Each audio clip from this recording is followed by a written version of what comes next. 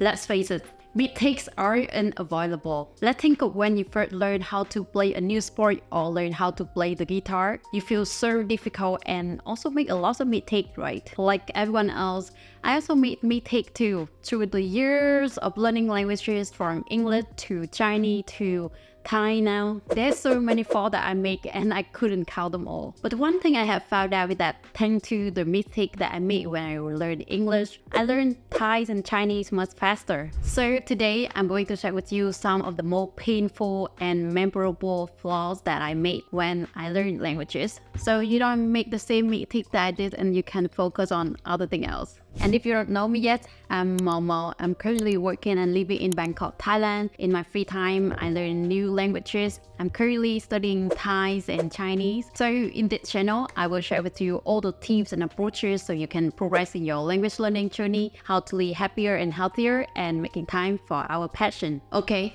let's go. The first mistake I want to mention is choosing the language just because it's so popular. It was like 8-9 years ago. I'm like at my last couple of years at university, and so I'm very much afraid of my work, my career after I graduating. And like other friends and students at school, I also want to learn a new languages because I know English is very important and you should master this language, but it's not enough, right? So that's why I also want to learn a new language as well. Because so many people around me, they also choose to learn Japanese. I feel like, yeah, Japanese will be kind of promising to have a good career and also have lucrative job after graduating. So I also decided to do the same thing. But to be honest, I didn't like the language. I really love Japanese food. But besides that, I couldn't relate myself much to the culture or spend time watching movie or listen to music like I did with English. And after years of learning Japanese, I decided to move on because it took me so much of energy, effort, and also like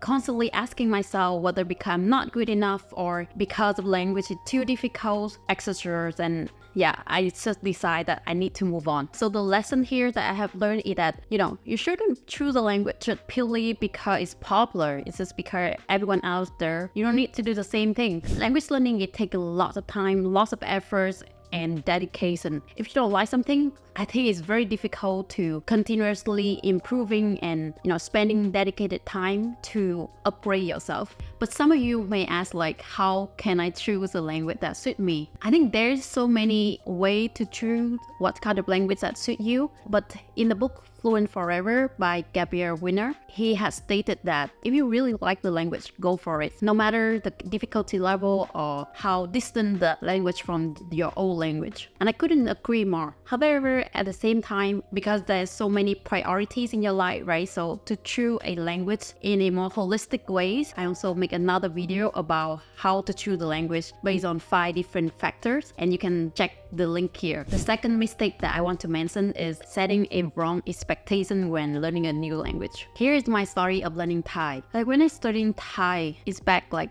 more than a years ago. At that time, I have lived in Thailand for around 6-7 months, and I think that I have enough immersed to the culture, and I can also set some time and study one-on-one with the teachers. So that's why I put quite high expectation for myself, and I want to be like fluent in the language in 6 or 8 months. And you know what? I actually fall short for this case because even I'm living in Thailand, but most of the day I'm speaking English or Vietnamese or maybe speaking Chinese with some other colleges. But for Thai, because it's very basic and then I'm not really working closely with the Thai team, that's why most of the time when I speak in Thai is with other people outside of work. So learning Mandarin Chinese, and then at the same time I also like doing YouTube is another thing. That's why beside the time that I'm studying with my teacher, I don't really have much time to review the language. And at the same time, unlike other people who learn the language speaking wise, but then for my own thing, I also want to able to read in Thai. That's why I learned the alphabet and I learned how to read as well. And Thai alphabet is totally different from what I have known before. And it's also take time, the alphabet, but then learn how to read is have to combine with different sets of rules. And then they also not only the alphabet itself, but also have, when it's reading in the app, it has another version of writings. So that's why it actually make me quite confusing. And the first 3 to 5 months of learning Thai, I actually quite doubted about my capability at thinking whether or not it's like because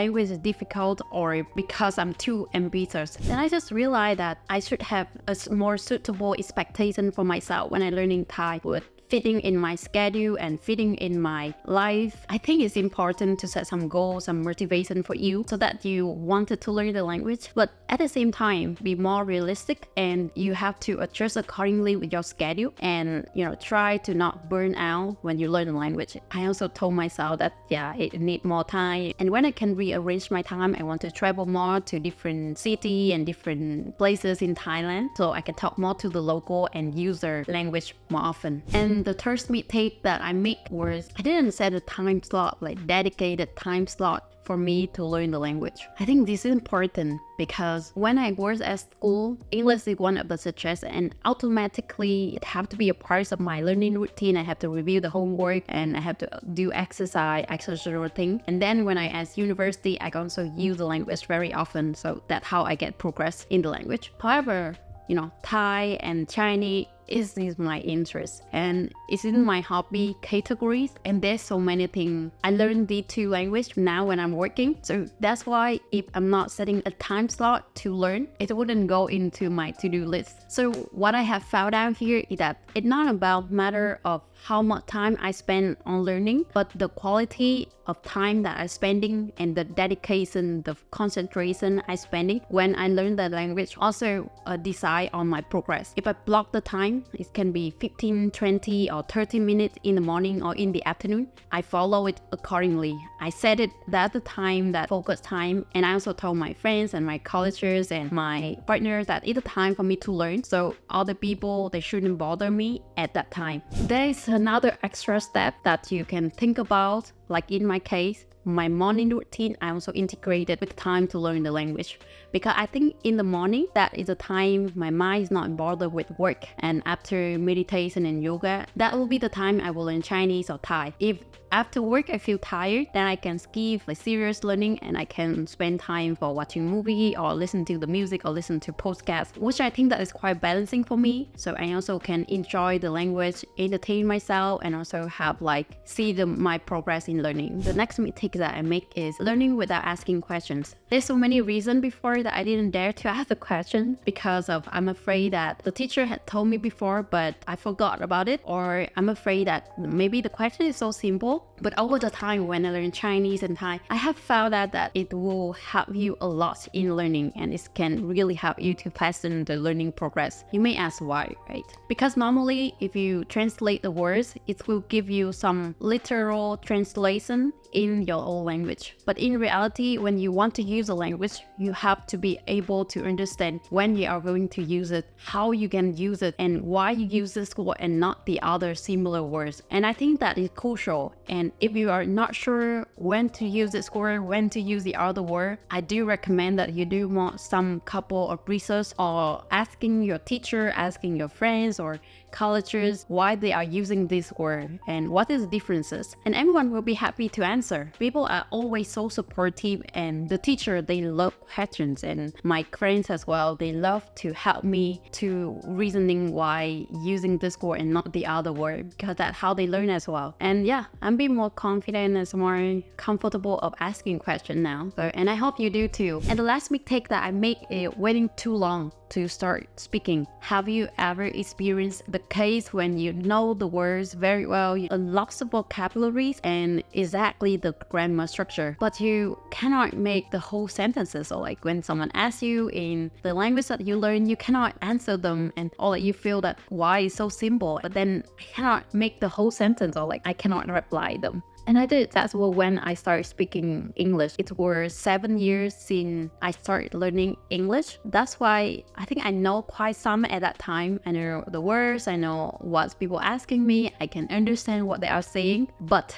I can not make a whole sentence. Like I only can listen and I reply to them. That's what like very simple answer. So what I have found out is that reading and listening, though, are inactive language capabilities. With speaking and writing, though, are active language capability. And to able to use those things, the only way is practice. Is to use it in your daily routine, see how it's related to you, and not only speaking with your teacher or your fellow student at class, but I think you should expand the network of people who you're speaking with so that you can expose yourself to more diverse accent, diverse speaking, vocabulary, etc. thing. And that is a thing that ultimately will help you to progress and grow very fast in your language journey. Some of you may say that because I'm in the environment in Thai right now, so I can speak Thai. Or some of you may think of, I can speak the language now, so I can say like that. But to be honest, I think like I'm afraid and I'm so worried that people will laugh at me when I speak the language too. The fear is always there. It won't change. Even now when I meet new people and I start speaking Chinese to them, I'm still afraid that I will make some mistake when I'm speaking. But then I also told myself that I'm just a baby when it comes to Chinese. I learned Chinese for more than a year.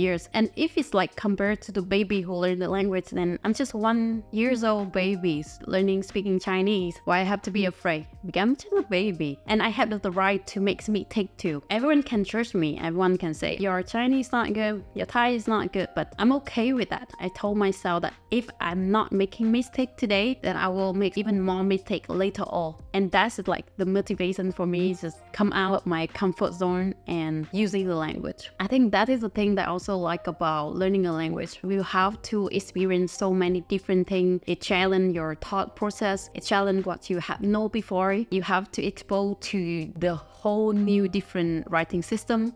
That's how we fall in love with learning languages, isn't it? That's it for today. I think that learning languages is just like doing a marathon or, going to the gym every day. And if you're not using it, if you're not practicing it, if you're not learning it regularly, you're losing the muscle. It's the same with learning languages. And every time when I want to give up or I feel that it's too difficult, I always remind myself that it's just a stepping stone for me to get closer to my targeted of that language. And I do hope that through my mistake that I'm sharing today, you can learn some and you see that I'm also making mistake too. So don't worry, everyone does. And what is your most embarrassing or what is your most memorable lesson or the mistake that you did before? Just feel free to comment down below. I would definitely read all of them and comment if possible. If you also like learning Chinese, you can also check my full playlist here where I share with you some of the approaches and how to grow your Chinese over the time. And if you like the video, don't forget to like and subscribe to my channel. I'll see you in the next video.